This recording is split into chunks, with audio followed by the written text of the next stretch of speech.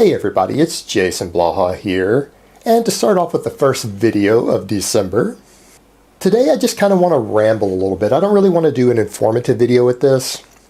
I want to just ramble a little bit about something that I think about in a direction I've come back around with full circle with my own training. Because years ago, I used to really focus on true raw training. No belts, no wraps, no straps. Just showing up at the gym in a tank top and a pair of shorts and some chalk and a water bottle and training.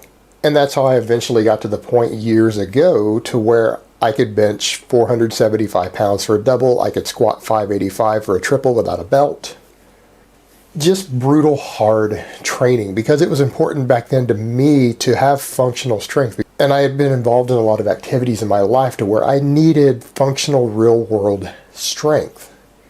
And so I always focused on that, and then I went through a period of time to where I started using more equipment, and then when I got back into training, again, this last couple years after recovering from my illness to some extent, I got more and more into wraps and straps and belts and even single-ply suits for powerlifting, but then I found that I didn't really gain any strength from it when I pulled all the stuff back off. I gained a lot of muscle, I gained a lot of strength with this stuff, but then I started pulling stuff back off and found out I was weak as a kitten, but by my own definition again. And so I've gone back full circle to training just completely raw with everything. And I think it's interesting because a lot of us, we get into using all these things to help us get through our weak links, and oftentimes they're allowed in our competitions, so we train with them. But the problem becomes is that we're not developing necessarily real-world strength because we have weak links in the kinetic chain.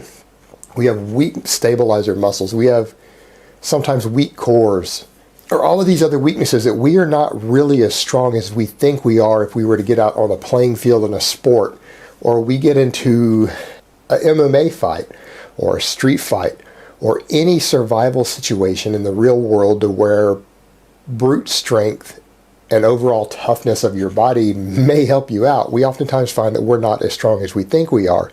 And that's one of the reasons you guys see me using less weight sometimes than you would think a guy my size should on things like my squats, because you guys see me squatting with no belt, no wraps, doing 190 kilos for 6 reps. Honestly, for a guy with legs the size of mine, that would actually be considered a relatively weak squat. That's only 420, 425 pounds. But it comes back to that is what my true strength is.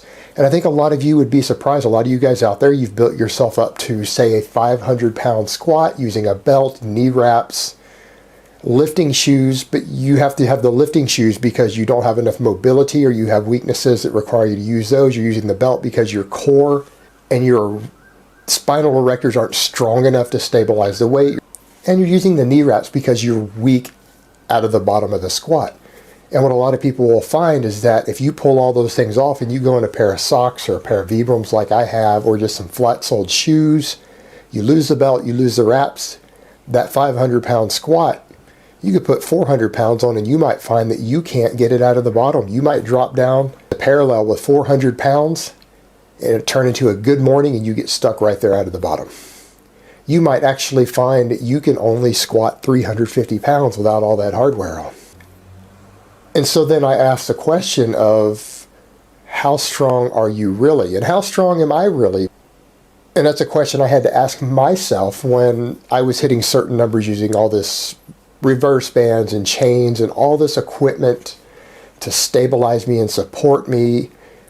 And then I found that when I pulled all of it off, I was not as strong as I thought I was. So it's just an interesting question of, for those of us who actually do want to be stronger and more functional, of asking that question of, are all these crutches we're using to let us get around our weak points and never address those weak points in our kinetic chain or in our stabilizers or in our mobility or whatever it happens to be that we use this crutch for?